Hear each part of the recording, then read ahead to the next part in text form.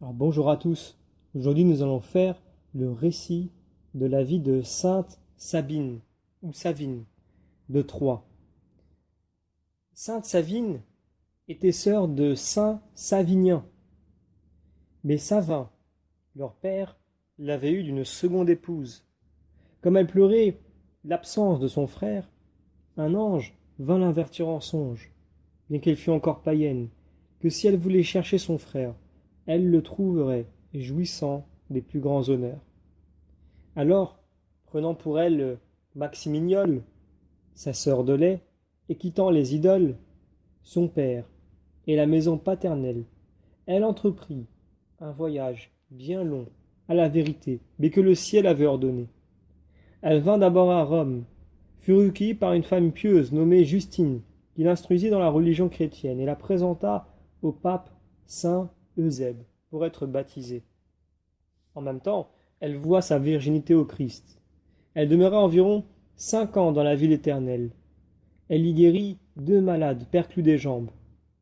Un second avertissement du ciel lui fit entreprendre le voyage de Troyes pour voir son frère. En passant à Ravenne, ayant reçu l'hospitalité chez un citoyen noble de cette ville, elle guérit sa fille qui était à l'extrémité et donna cette vierge à Jésus-Christ. Enfin, elle arriva à la distance d'1 mille de la ville de Troyes, et, fatiguée de son long voyage, elle se reposa.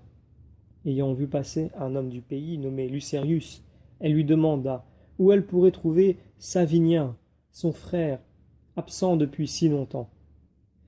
Cet homme lui apprend qu'il a souffert le martyre dans la persécution d'Aurélien, puis il lui indique du doigt l'endroit de la sépulture. Sainte Savine se rendit en ce lieu, et là, épuisée par la fatigue de la route et désireuse d'aller rejoindre son frère bien-aimé dans le sein de Dieu, elle se mit à prier et rendit son âme à Dieu au milieu des ardeurs de son oraison, âgée de 48 ans, le 29 janvier de l'an 313. Lucerius étant revenu sur ses pas, la trouva sans vie. Il convoqua le clergé et la fit ensevelir dans un faubourg de la ville située à l'ouest. Peu d'années après, Maximignole fut enseveli à côté d'elle. Une croix de fer placée sur le bord de la route de Sens indique, d'après la tradition, l'endroit précis où expira Savine. On l'appelle la Croix-la-Motte. Le culte de Sainte Savine s'accrut chaque jour, dans de nouvelles proportions. Vers le milieu du 7e siècle, Ranier-Gisil, 17e évêque de Troyes, fit bâtir une église en son honneur, au faubourg occidental de la ville, sur un terrain qui lui appartenait. Cette église n'existe plus.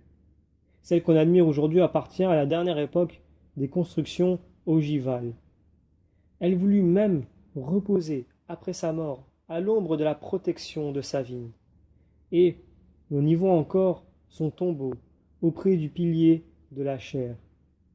Saint Frobert, fondateur de Montier-la-Selle, obtint pour ce monastère le corps de la Vierge. Et l'église, bâtie par Ranier-Gisil, fut privée de sa patronne jusqu'à ce que, en 1655 et 1657, les religieux de Montier-la-Selle et les chartreux du faubourg Concelles donnèrent une partie de ces reliques à l'église paroissiale de Sainte-Savine, qui en célèbre encore la translation le 29 août de chaque année. L'église de Troyes fait office de Sainte-Savine le 28 janvier, mais le martyrologue romain en fait mention le jour suivant. La piété des fidèles a multiplié, dans l'église paroissiale de Sainte-Savine, à Troyes, les images de la sainte patronne.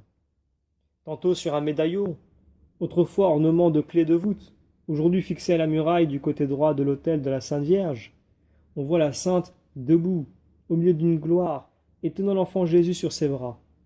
Tantôt sur un autre médaillon, placé à gauche du même autel, on la voit en voyage, cherchant son frère Savinien. Elle tient de la main droite un long bâton de pèlerin, et de l'autre un livre fermé, probablement l'Évangile. Sa tête est recouverte d'une espèce de capuchon, dont le bord inférieur descend sur les épaules, par-dessus le manteau. Maximignole est près d'elle, et semble la suivre, mais elle est d'une plus petite taille, et porte un tablier pour marquer la différence des conditions. Maximignole porte aussi un long bâton de voyage, et sa main gauche est appuyée sur une large escarcelle suspendue à sa ceinture.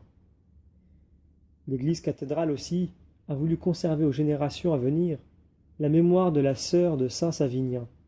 Et dans la troisième fenêtre, près du chœur, on peut voir sainte Savine, le bâton dans une main, l'évangile dans l'autre. Son manteau est rouge, et elle porte sur sa robe blanche une tunique flottante, couleur orange. Dans la troisième chapelle, qui se trouve au nord de l'église Sainte-Savine, un vitrail raconte la conversion de Sabinus, père de la sainte. D'après la légende, le païen privé de ses deux enfants par le Dieu des chrétiens lui aurait adressé cette prière. « Si c'est vous, Dieu Tout-Puissant, qui régnez au ciel et sur la terre, s'il n'y a point d'autre Dieu que vous, si vous avez seule la puissance de nous sauver, détruisez ces idoles que mes mains ont fabriquées, que jusqu'ici j'ai adorées, et qui n'ont pu me sauver, ni moi, ni mes enfants. » Tout à coup, un bruit semblable à celui du tonnerre se fait entendre du ciel, et les idoles sont réduites en poussière. Sabinus revient alors de son erreur, et plusieurs témoins de ce prodige furent détrompés et crurent au vrai Dieu. Alors, voici un bien curieux récit.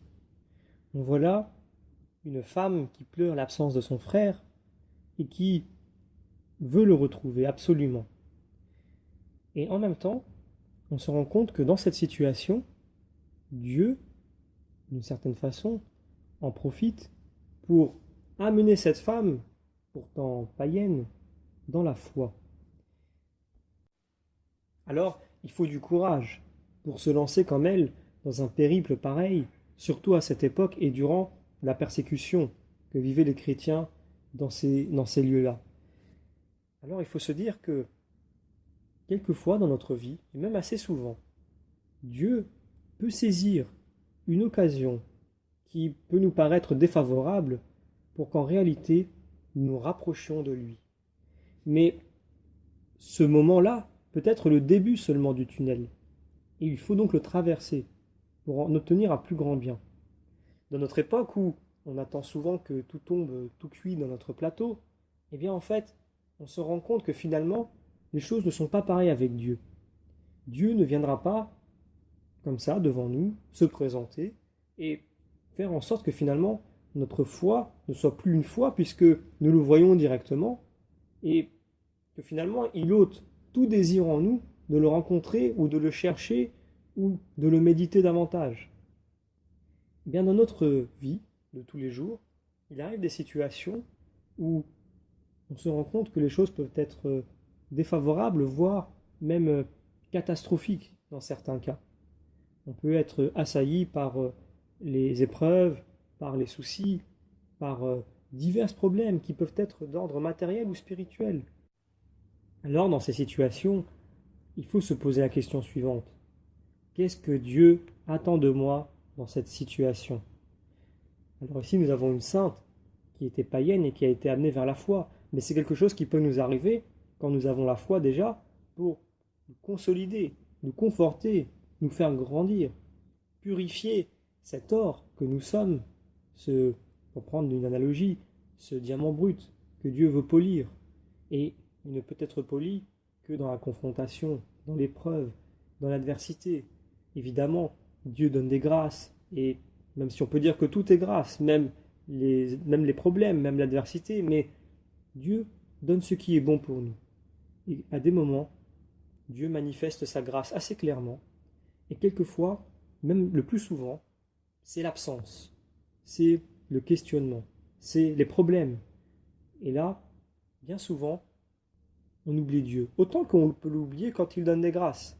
Mais la réalité, c'est qu'il est derrière toute chose. Et qu'il faut toujours avoir en ligne de mire Dieu. Et rien d'autre. Il ne faut pas se demander pourquoi est-ce que ces choses-là m'arrivent, c'est la faute à pas de chance, qu'est-ce qui m'arrive, c'est mon prochain, c'est à cause d'un tel, c'est à cause du malin, c'est à cause de ceci. Peut-être que c'est vrai, mais cela n'apportera pas de réponse.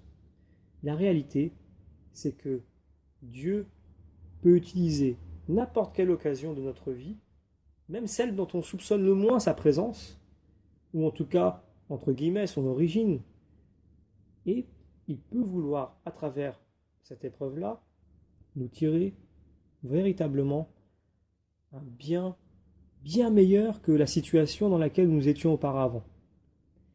Mais pour cela, il faut du courage et il faut avoir de la foi. Alors on peut demander à Sainte Sabine de nous donner déjà l'amour qu'elle avait pour son frère, et donc probablement qu'elle avait aussi pour son prochain, et ce désir d'aller vers lui, quand bien même il fallait affronter les pires épreuves, les persécutions, les problèmes, des problèmes encore plus grands que ceux qu'elle pouvait déjà avoir. Mais elle avait la foi. Alors demandons à Dieu, par l'intermédiaire de Sainte Sabine, qui intercédera pour nous, plus de foi et plus d'amour pour notre prochain, et globalement aussi plus de courage et plus de confiance envers Dieu. Sainte Sabine, priez pour nous.